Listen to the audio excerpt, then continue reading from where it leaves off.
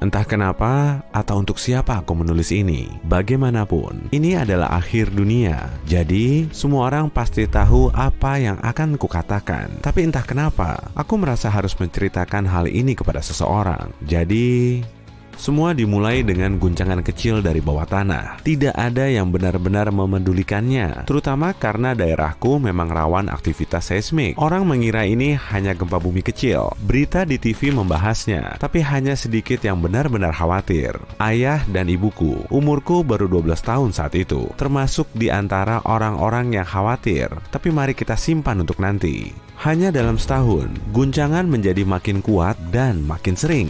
Di beberapa daerah, guncangan ini berubah menjadi gempa besar yang menyebabkan sejumlah kerusakan di perkotaan dan pedesaan. Lebih buruknya lagi, gunung berapi yang sebelumnya tidak aktif mulai bangun. Di seluruh dunia, orang-orang mulai cemas. Para ilmuwan banyak membahas tentang perubahan iklim dan dampaknya terhadap umat manusia. Tapi yang pasti, tak seorang pun punya solusinya.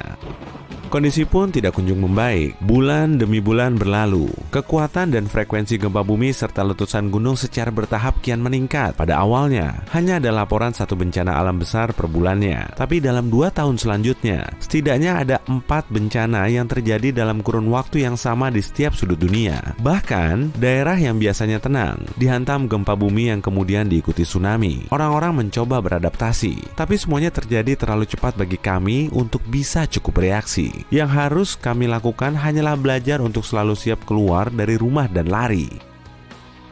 Kami berhenti membangun gedung apartemen yang besar dan kukuh, serta lebih memilih rumah cetak 3 dimensi yang lebih ringan. Rumah seperti ini mudah hancur, tapi juga mudah dibangun, yang merupakan keuntungan besar. Barang-barang mewah dengan cepat kehilangan nilainya. Sementara di sisi lain, harga perangkat elektronik seluler dan peralatan bertahan hidup meningkat pesat. Orang-orang mulai sangat menghargai apa yang mereka miliki, juga menghargai orang-orang di sekitar. Sesama tetangga saling membantu, dan seluruh kota menyatukan upaya mereka untuk membangun komunitas yang kuat demi mempersiapkan hal terburuk bersama-sama.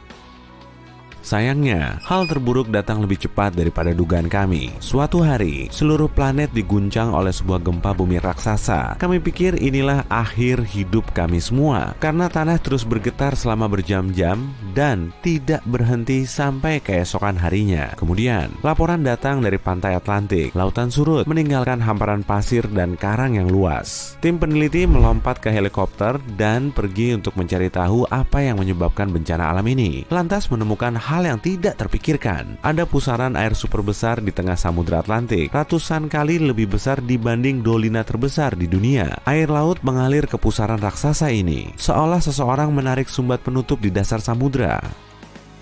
Kurang lebih, itulah yang terjadi. Lempeng tektonik di bawah Atlantik terbelah, membentuk celah besar di dasarnya. Magma mendidih mengalir keluar, tapi padam oleh banyaknya massa air yang kemudian mengalir ke jurang dalam. Air menghilang begitu cepat sehingga permukaannya secara keseluruhan turun dalam hitungan jam. Peristiwa ini dijuluki retakan besar Atlantik, tapi semua ini baru permulaan.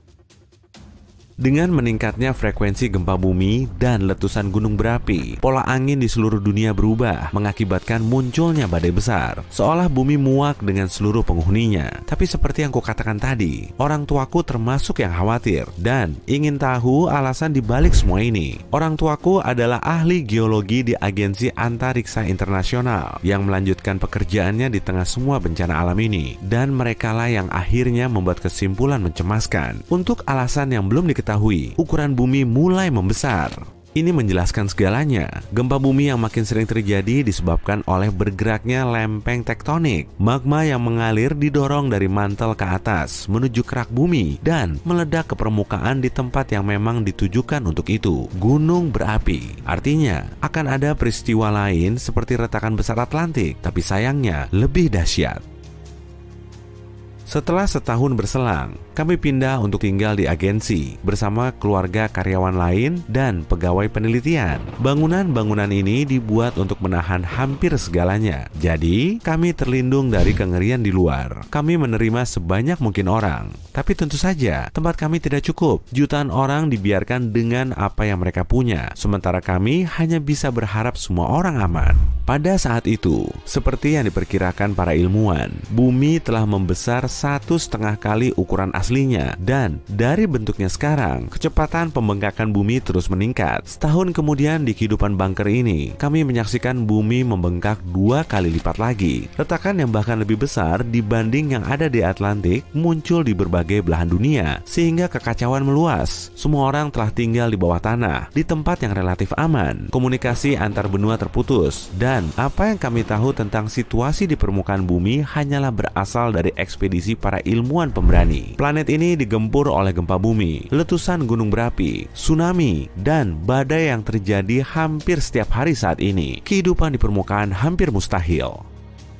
Saat itulah, tim gabungan peneliti dan insinyur tiba-tiba muncul dengan solusi yang telah mereka godok selama 5 tahun terakhir. Mereka menyebutnya Bahtera. Ternyata, sejumlah tim sepakat untuk membangun kapal luar angkasa super besar untuk mengevakuasi umat manusia, bersama dengan hewan, ikan, dan spesies serangga yang masih hidup seandainya bumi pecah. Dan waktu yang mereka takuti akhirnya tiba. Semua orang di gedung agensi, termasuk aku dan orang tuaku, diantar ke aula besar tempat salah satu Bahtera disimpan. Semua orang lain dari berbagai benua yang berhasil datang juga ada di sana. Kami diberi kartu identitas pribadi dan kemudian diizinkan naik. Tiap orang diberi kapsul terpisah yang membuat kami tetap berhibernasi selama perjalanan luar angkasa. Mereka bilang, kami adalah kolonis, pelopor dalam permukiman luar angkasa. Kami akan pergi ke Mars. Dan begitulah aku sampai di sini. Di tempat aku menulis semua ini, kami berhasil naik ke Bahtera dan tidur di kapsul kami. Saat aku bangun, kami sudah mendarat. Aku tidak akan membuatmu bosan dengan cerita mendetail tentang transformasi dan proses kami tinggal di rumah baru. Awalnya, kami semua mengenakan pakaian khusus yang dilengkapi tangki oksigen. Tapi tak lama, kami membangun kubah dengan atmosfer buatan dan mulai membuat wilayah ini layak huni, baik untuk kami maupun untuk hewan yang kami bawa. Sejak itu, 10 tahun telah berlalu. Kami merasa seperti di rumah sendiri di planet merah ini, yang sudah tidak benar-benar merah lagi. Ada hutan lebat dan kota-kota besar yang tersebar di mana-mana. Mars tidak aktif, jadi tidak ada gempa atau badai di sini. Hidup berjalan cukup damai, meski dipenuhi segala kesibukan penyempurnaan yang masih harus diselesaikan. Tapi selama ini, kami dengan cemas menyaksikan planet rumah kita ini bertambah besar. Awalnya, bumi hampir tidak terlihat di langit malam. Tapi setelah sekian bulan berlalu, bumi menjadi makin terlihat. Sampai suatu hari, bisa dilihat secara detail dengan mata telanjang. Hari ini, ukuran bumi sudah sebesar bulan di langit kami dan bahkan terlihat pada siang hari. Matahari jauh lebih kecil dari sini dibanding yang terlihat dari bumi dulu. Jadi, pada dasarnya, planet rumah kita sekarang lebih besar daripada bintangnya. Lewat teleskop, kami bisa melihat permukaannya diselimuti luka dan celah yang puluhan kali lebih besar daripada Grand Canyon. Tidak ada lagi lautan dan samudra, sementara benua-benua saling bergerak menjauh. Dunia yang dulunya hijau, biru, dan ramah, kini menjadi gurun tandus, mendidih dengan api dan belerang. Matahari juga tidak pandang bulu. Saat bumi masih kecil, bintang itu memandikannya dengan siraman cahaya dan kehangatan, memberinya kehidupan dan energi. Sekarang, saat bumi sudah 100 kali lebih besar, matahari menghanguskan permukaannya dan membakar sisa-sisa atmosfernya. Tapi itu masih belum semuanya. Dengan ukurannya sekarang, gravitasi bumi juga bertambah. Karena begitu besar dan masif, bumi telah bertabrakan dengan bulan, bahkan hampir memakannya. Venus, yang mirip dengan bumi sebelumnya, mulai ditarik ke arah planet yang tiba-tiba tumbuh ini dan akan menabraknya juga dalam waktu dekat. Bumi sendiri pun perlahan bergerak menuju matahari. Para ilmuwan mengatakan, suatu hari, bumi akan melahap Venus dan Merkurius lebih dulu, kemudian terbakar seluruhnya dalam panas matahari. Wow, yang kuharapkan sekarang hanyalah tidak perlu melihatnya dengan mata kepalaku sendiri. TRS-2b adalah planet yang malamnya nggak pernah berakhir. Malam di sini juga nggak kayak malam biasa dengan bintang bersinar di langit yang indah. Di sini gelap gulita dan panas membara. TRS-2b adalah raksasa gas yang ukurannya 1,5 kali lebih besar dari Jupiter dan permukaannya menyerap cahaya lebih baik daripada arang. Planet ini mungkin juga berkilau merah samar karena udaranya yang terbakar dan panas banget. Cantik ya? Di sistem bintang 55 Cancri ada 5 planet, 4 diantaranya raksasa gas yang mirip Jupiter dan Saturnus. Tapi yang kelima ini, atau lebih tepatnya yang pertama, soalnya yang paling dekat dengan bintangnya, beda sama yang lain dan seram.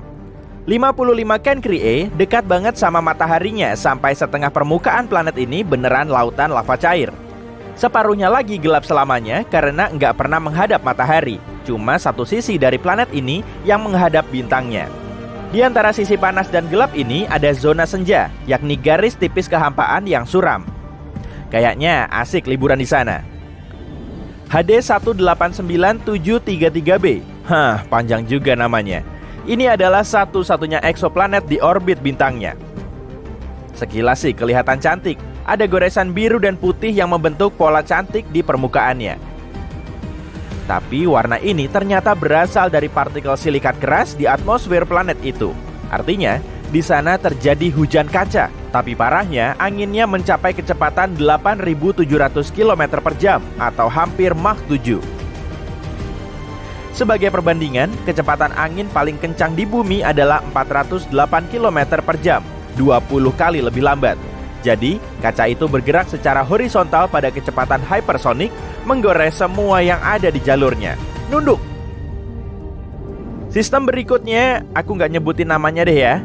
Yang ini nih punya 3 eksoplanet yang semuanya pelan-pelan dihancurkan bintangnya sendiri. Kenapa begitu? Karena bintangnya nggak biasa. Bintangnya itu pulsar, yaitu bagian inti yang berputar cepat dari bintang yang meledak. Pulsar ini menciptakan denyut elektromagnetik kuat di beberapa arah saat berputar beberapa ribu kali per detik. Akibatnya, planet yang mengorbit bintang yang sudah mati ini perlahan dilahap dan akhirnya hilang selamanya. Kepler 70. Nah, ini gampang namanya. Ini adalah bintang katai biru panas yang meledak menjadi raksasa merah 18 juta tahun lalu. Waktu itu, bintang ini dikelilingi setidaknya 2 planet. Yang paling dekat adalah raksasa gas seperti Jupiter. Namanya adalah Kepler 70b. Planet itu masih ada loh, tapi bintang yang udah terlalu besar tadi melahapnya dan mengubahnya jadi dunia batu yang panas. Sekarang, ini jadi salah satu planet terpanas yang pernah ditemukan. Suhunya aja lebih tinggi daripada permukaan matahari. Beruntung banget kalau selamat di sana, tapi bintang itu lagi menguap dan mungkin bakal hilang nggak lama lagi. WASP-12b adalah salah satu planet paling aneh dan paling menyedihkan. Gravitasi besar bintangnya ditambah planet yang sebagian besarnya gas, bikin bintang itu perlahan melahap planet-planetnya. Waduh, jadi dimakan induknya sendiri. WASP-12b udah berbentuk kayak telur, meregang ke arah matahari yang kejam dan nggak bisa apa-apa dengan kondisinya itu. 10 juta tahun lagi, planet ini akan dilahap juga oleh bintang rakus ini. Hei, kan tadi kamu nanya. Kalau kamu penasaran gimana sih rasanya jalan di atas es dan arang panas sekaligus, Gliese 436b adalah planet yang bisa ngasih contoh jelas. Karena jaraknya dekat banget sama mataharinya, eksoplanet seukuran Neptunus ini punya suhu yang lebih panas dari oven. Tapi, planet ini dilapisi es yang terus terbakar. Es ini jauh lebih padat karena gravitasi besar planet itu. Makanya, esnya tetap padat dan nggak mencair meskipun kondisi di sana ekstrim. Kalau membahas dunia seram, kita harus menyebutkan Venus, saudara kembar bumi yang jahat. Planet kedua dari matahari ini punya atmosfer yang tebal banget dan penuh awan sampai-sampai permukaannya jauh lebih panas dari Merkurius. Erupsi gunung berapi terus terjadi di Venus. Gravitasinya hampir 100 kali lebih kuat dari bumi. Dan awan-awannya bukan mengandung air, tapi asam sulfatnya yang mengembun dan jatuh ke permukaan dalam bentuk hujan, sehingga menambah keseramannya. Ya, kalau kamu berani atau gila sampai mau nyoba melewati awan-awan itu, kamu tetap nggak bisa lewat juga sih. Angin di sana sama kencangnya dengan hurikan terkuat di bumi. Ini nama panjang buat planet yang sangat-sangat dingin. Meskipun bintang induknya nggak begitu jauh, ini adalah planet katai merah yang kecil dan dingin. Cahaya dan panas hampir nggak masuk ke planet ini. Suhu di luar sana minus 223 derajat Celcius, yang cuma sedikit lebih hangat dari nol mutlak. Eksoplanet ini gelap, suram, dan dilapisi es abadi yang nggak pernah mencair. Bisa bikin es sirup seumur hidup dong. Tapi kalau punya inti batu, planet ini bisa menghasilkan panas. Jadi mungkin aja di bawah permukaannya yang beku ada makhluk asing yang mengintai. Di medium, jaraknya sekitar 50 tahun cahaya dari tata surya kita. Berdasarkan beberapa catatan, ini adalah planet yang tidak ramah bagi makhluk hidup apapun. Planet ini terkunci pasang surutnya dengan mataharinya. Artinya salah satu sisinya selalu menghadap bintang itu, sementara sisi lain enggak. Sisi panasnya bisa mencapai 980 derajat Celcius dengan angin yang mencapai kecepatan kurang lebih 1000 km per jam. Itu pas lagi musim dingin, tapi nggak tahu juga sih. Meskipun raksasa gas di medium mengandung banyak besi yang meleleh dan menguap ke atmosfer sehingga menciptakan awan. Saat mendingin, semua itu jatuh ke permukaan dalam bentuk hujan besi cair. Oksigen biasanya dianggap sebagai unsur yang membawa kehidupan pada suatu planet, tapi beda sama Osiris. Ilmuwan kaget pas nemu oksigen di planet ini, atau lebih tepatnya di sekelilingnya. Soalnya planet ini 8 kali lebih dekat ke bintang induknya daripada Merkurius ke matahari. Jarak ekstrim ini bikin Osiris jadi wadah hidup yang meleleh. Di sana, semua yang bisa terbakar, bakal terbakar. Hal ini juga yang bikin planet ini sebentar banget mengelilingi bintangnya. Setahun di Osiris cuma 3,5 hari di bumi. Atmosfer planet ini terus terhempas dan meleleh karena panas dari mataharinya. Nggak bisa dijadiin tempat healing nih. Korot Exo 3b nggak sepanas dan nggak sedingin planet lain di daftar ini. Tapi planet ini juga seram, bahkan lebih kejam. Raksasa gas ini punya ukuran mirip-mirip Jupiter, tapi 20 kali lebih padat. Nah, hal ini bikin gravitasi Korot Exo 3b membebani semua yang ada di permukaannya 50 kali lebih besar dari di bumi. Kalau kamu ke sana, kamu nggak akan selamat karena kamu akan langsung hancur oleh kepadatan atmosfernya. Korot 7b juga dunia yang kaya oven. Suhu sehari-harinya lebih dari 2200 derajat Celcius. Digabungin sama permukaannya yang berbatu, planet ini punya pemandangan yang mengerikan. Batu di permukaan bergelembung dan mendidih, lalu menguap ke atmosfer. Di sana semua akan mendingin, lalu akhirnya jatuh lagi ke permukaan dalam hujan belerang. Sedihnya, Korot 7b pernah jadi raksasa gas, tapi atmosfernya meleleh karena panas dan yang tersisa cuma intinya yang hangus. Dalam beberapa tahun terakhir, para ilmuwan telah menemukan 2 terobosan tentang alam semesta. Berkat teknologi-teknologi baru, kita bisa melihat jauh ke masa lalu dan menemukan sesuatu yang bisa mengubah pemahaman kita tentang alam semesta. Apa saja penemuan-penemuan itu dan apa artinya bagi kita? Yuk kita cari tahu. Baru-baru ini, kita mendapatkan foto berwarna pertama dari teleskop luar angkasa James Webb. Ini merupakan foto menakjubkan yang mengabadikan ribuan galaksi purba. Cahaya tertua yang berhasil didokumentasikan dalam sejarah alam semesta ini berasal dari 13 miliar tahun yang lalu. Itu hanya 600 juta tahun setelah dentuman besar. Kita seperti melihat sekilas album bayi alam semesta. Tapi itu baru permulaan. Para astronom berharap bisa melihat galaksi-galaksi kecil yang baru terbentuk, tapi yang mereka temukan sungguh mengejutkan. Sangat mudah, sangat masif, dan semua itu hanya dari sebuah titik merah yang sangat kecil. Penulis utama penelitian ini, Ivo Labe, sedang bekerja di depan komputer seperti biasa dan tiba-tiba mendapatkan 2 angka. Usia 13,1 miliar tahun, berat 100 miliar bintang. Saat menyadari artinya, dia hampir menyemburkan kopinya. Tapi titik merah itu baru permulaan. Keesokan harinya mereka menemukan 5 galaksi lain yang serupa. Ternyata ke-6 galaksi masif ini seumuran dengan Bima Sakti. Seluruh tim peneliti sangat tidak percaya. Mereka bilang, apa? Galaksi-galaksi itu nggak mungkin terbentuk sedini itu. Apa kita melakukan kesalahan?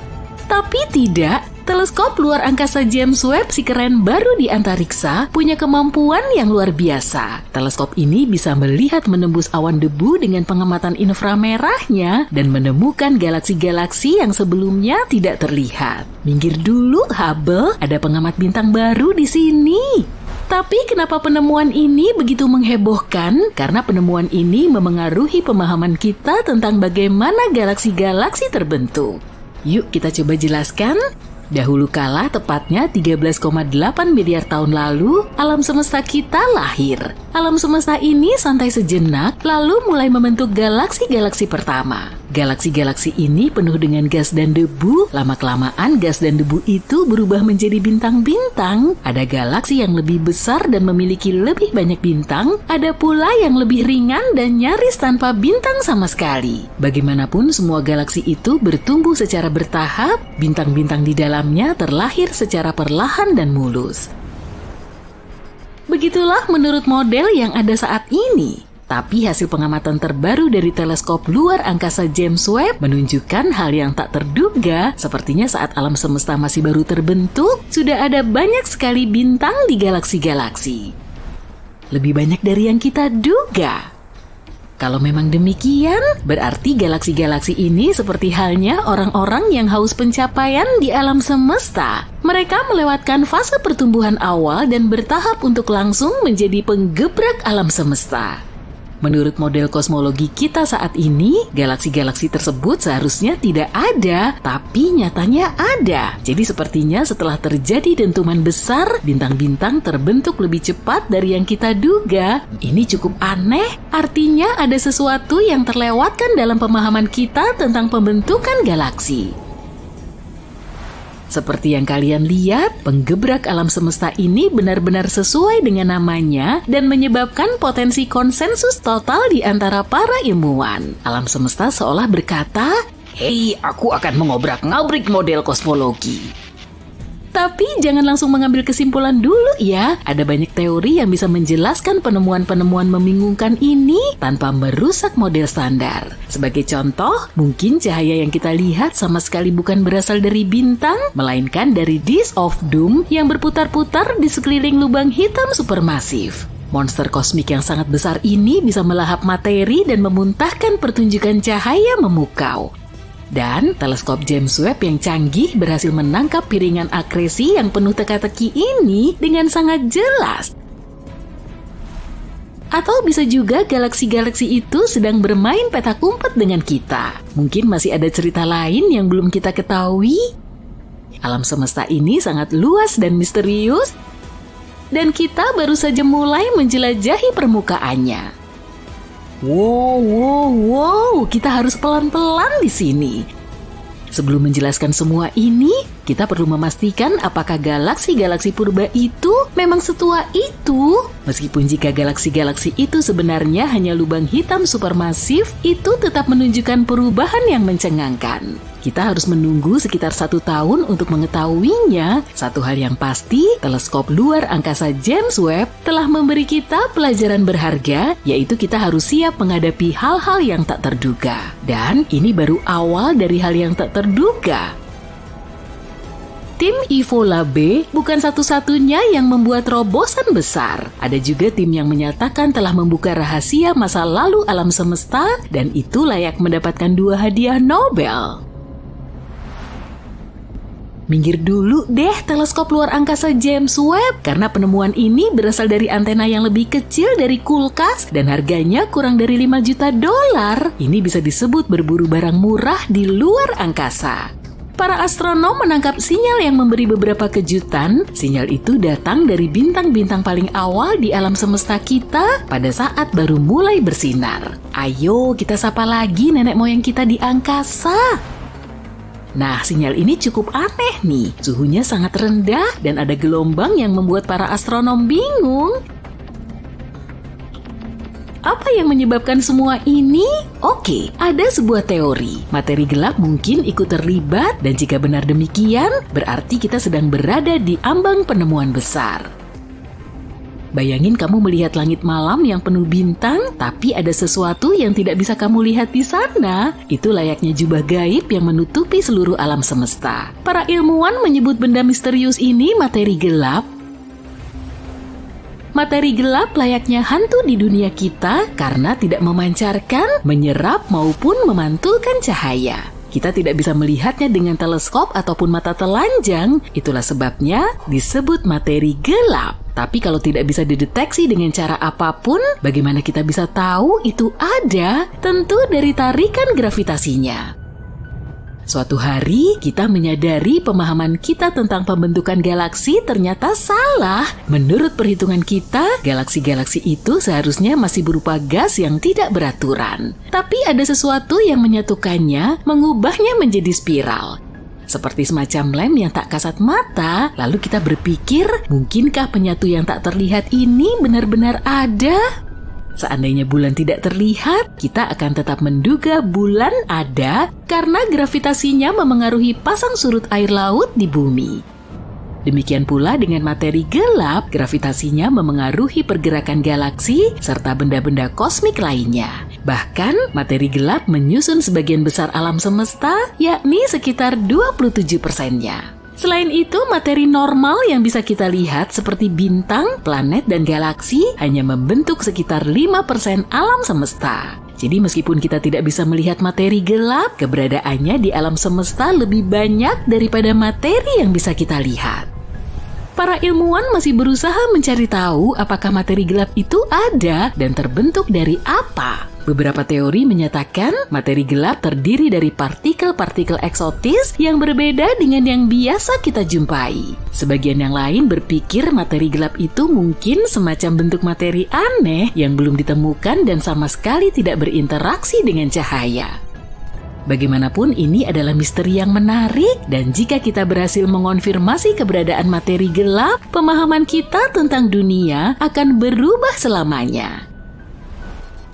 Jadi sekarang kamu bisa memahami kenapa antusiasme komunitas ilmiah begitu terasa. Jika penemuan ini terbukti, maka kita akan mendapatkan bukti nyata pertama tentang keberadaan materi gelap. Penemuan ini mungkin lebih penting daripada dentuman besar itu sendiri karena seperti kata para astronom, kita terbentuk dari materi bintang sehingga bisa melihat sekilas asal-usul kita.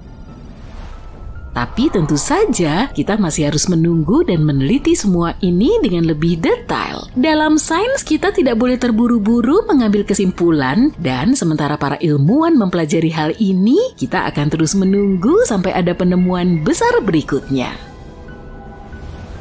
Alam semesta tidak pernah berhenti membuat kita takjub dengan keajaibannya. Siapa sangka sebuah antena kecil sederhana bisa membuka rahasia kosmik semacam ini? Hal ini menunjukkan bahwa di antariksa yang luas, penemuan terkecil sekalipun bisa memberi dampak yang sangat besar. Teruslah menatap langit dan siapa tahu ada kejutan kosmik lain yang menunggu untuk disingkap.